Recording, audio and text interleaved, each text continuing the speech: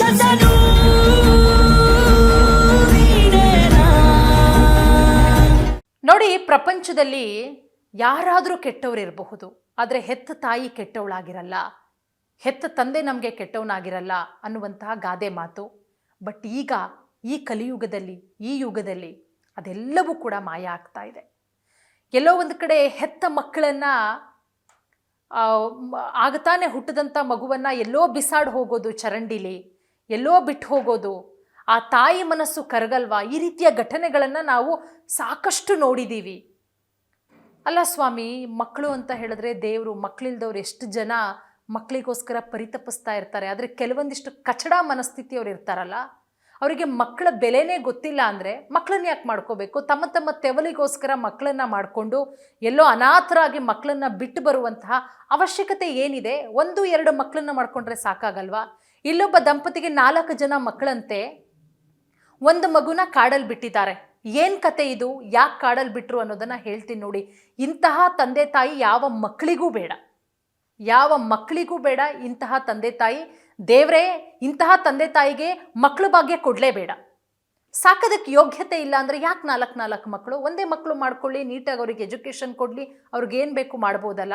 ಮಗುವನ್ನು ಹೆತ್ತು ಗೌರ್ಮೆಂಟ್ ಕೆಲಸ ಹೋಗ್ಬಿಡುತ್ತೆ ಅಂತ ಹೇಳಿಬಿಟ್ಟು ಆ ಮಗುವನ್ನು ಕಾಡಲ್ಲಿ ಬಿಟ್ಟು ಬರ್ತಾರೆ ಅಂತ ಹೇಳಿದ್ರೆ ಇವ್ರಿಗೆ ಮನಸ್ಸಿಲ್ವಾ? ಇವರಿಗೆ ಹೃದಯ ಇಲ್ವಾ? ಇವರ ಮನಸ್ಥಿತಿಗೆ ಏನು ಹೇಳಬೇಕು ಒಂದು ಗೊತ್ತಾಗ್ತಾ ಇಲ್ಲ ನೋಡಿ. ನೌಕರಿಗಾಗಿ ಹೆತ್ತ ಮಗುವನ್ನು ಕಾಡಲ್ಲಿ ಬಿಟ್ಟಿದ್ದಾರೆ ದಂಪತಿ. 2ಕ್ಕಿಂತ ಹೆಚ್ಚು ಮಕ್ಕಳಿದ್ರೆ ಸರ್ಕಾರಿ ಹುದ್ದೆಯಿಂದ ವಜಾ. ಹೀಗಾಗಿ 4ನೇ ಮಗುವನ್ನು ಕಾಡಲ್ಲಿ ಬಿಟ್ಟು ಬಂದಿರೋದು ಈ ನಿಷ್ಕರ್ಣಿಗಳು. ನವದೆಹಲಿಯಲ್ಲಿ ಆಗಿರುವಂತಹ ಘಟನೆ ಇದು. 4ನೇ ಮಗುವಿನ ಜನನ ಆಗುತ್ತೆ. ಸರ್ಕಾರದ ಕಿವಿಗೆ ಬಿದ್ದುಬಿಟ್ರೆ, ಅಲ್ಲಿ ಸರ್ಕಾರ ಒಂದು ರೂಲ್ಸ್ ಮಾಡಿದೆ, ಆ ಸರ್ಕಾರದ ಕಿವಿಗೆ ಬಿದ್ದುಬಿಟ್ರೆ ಎಲ್ಲಿ ಸರ್ಕಾರಿ ಉದ್ಯೋಗ ಹೋಗುತ್ತೆ ಅನ್ನುವಂಥ ಆತಂಕಕ್ಕೆ ಒಳಗಾದಂತಹ ದಂಪತಿ ಏನು ಮಾಡ್ತಾರೆ, ಆ 4ನೇ ಮಗುವನ್ನು ಹೋಗ್ಬಿಟ್ಟು ಕಾಡಲ್ಲಿ ಬಿಟ್ಟು ಬರ್ತಾರೆ. ಈಗೊಂದು ಆಘಾತಕಾರಿ ಘಟನೆ ನಡೆದಿರೋದು ಮಧ್ಯಪ್ರದೇಶದಲ್ಲಿ. 3 ದಿನಗಳ ಕಾಲ ಆ ಕಂದಮ್ಮ ಬಿಸಿಲು, ಚಳಿ, ಈ ಹುಳಗಳ ಕಡಿತಕ್ಕೆ ಒಳಗಾಗಿ ಬಹಳ ಹುಷಾರಾಗಿದೆ, ಆರೋಗ್ಯವಾಗಿದೆ, ಏನೂ ಕೂಡ ಆಗಿಲ್ಲ. ಮಗು ಬದುಕುಳಿದಿದೆ, ದೇವರ ದಯ. ಸದ್ಯ ಮಗು ಆಸ್ಪತ್ರೆಯಲ್ಲಿ ಚಿಕಿತ್ಸೆಯನ್ನು ಕೊಡಿಸಲಾಗ್ತಾ ಇದೆ, ಮಗು ಆಸ್ಪತ್ರೆಯಲ್ಲಿ ಚೇತರಿಸ್ಕೊಳ್ತಾ ಇದೆ. ಮತ್ತೊಂದು ಕಡೆ ಇಂತಹ ದುಸ್ಥಿತಿಗೆ ತಳೆದಂತಹ ಪೋಷಕರು ಬಂಧನಕ್ಕೆ ಒಳಗಾಗುವಂತಹ ಭೀತಿ ಕೂಡ ಎದುರಾಗಿದೆ. ಬಂಧನಕ್ಕೆ ಒಳಗಾಗೋದೆಲ್ಲ, ಬಂಧಿಸಿ ಪೊಲೀಸ್ ಭಾಷೆಯಲ್ಲಿ ಅವರಿಗೆ ಒದ್ದು ವಿಚಾರಣೆ ಮಾಡಿ ಅವರಿಗೆ ಏನು ಶಿಕ್ಷೆ ಆಗಬೇಕು ಅದು ಕೊಟ್ಟರೆ, ನಾಳೆ ದಿನ ಈ ರೀತಿಯ ಕೆಲಸವನ್ನು ಯಾರೂ ಕೂಡ ಮಾಡಲ್ಲ. ಇಂತಹ ನೀಚ ಕೆಲಸ ಇದು, ಅಮಾನವೀಯ ಕೆಲಸ. ಯಾವ ರೀತಿ ಪದಗಳನ್ನು ಪ್ರಯೋಗ ಮಾಡಬೇಕೋ ಈ ತಂದೆ ತಾಯಿಗೆ ಗೊತ್ತಿಲ್ಲ. ನೋಡಿ, ಈ ಪ್ರಕರಣ ಏನು ಅಂತ ಹೇಳಿದ್ರೆ, 38 ವರ್ಷದ ಬಬ್ಲು ಎಂಬಾತನ ಪತ್ನಿ 28 ವರ್ಷದ ರಾಜ್ಕುಮಾರಿ. ಇತ್ತೀಚೆಗೆ ಈಕೆಗೆ 4ನೇ ಮಗು ಆಗುತ್ತೆ. ಆಲ್ರೆಡಿ 3 ಮಕ್ಕಳಿದ್ದಾರೆ. ಆದರೆ ಮಧ್ಯಪ್ರದೇಶದ ಸರ್ಕಾರ ಒಂದಷ್ಟು ಕಾನೂನುಗಳನ್ನು ಮಾಡಿದೆ, ಒಂದಷ್ಟು ನಿಯಮಗಳನ್ನು ಮಾಡಿದೆ. ಅದರ ಅನ್ವಯ ಸರ್ಕಾರಿ ಉದ್ಯೋಗಿಗಳು 2ಕ್ಕಿಂತ ಹೆಚ್ಚು ಮಕ್ಕಳನ್ನು ಹೊಂದಂಗಿಲ್ಲ.